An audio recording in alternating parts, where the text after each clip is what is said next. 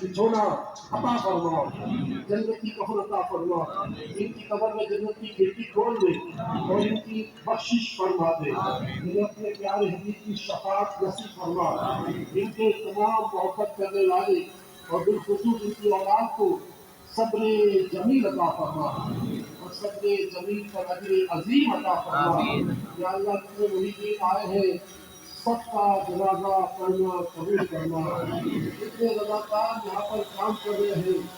اسلامی ہو یا دعوت اسلامی ہو یا فاؤنڈیشن ہو، ان سب کی خدمت میں ضرور آتا ہے۔ آمین آمین آمین یا رب العالمین، لا الہ الا اللہ محمد رسول اللہ۔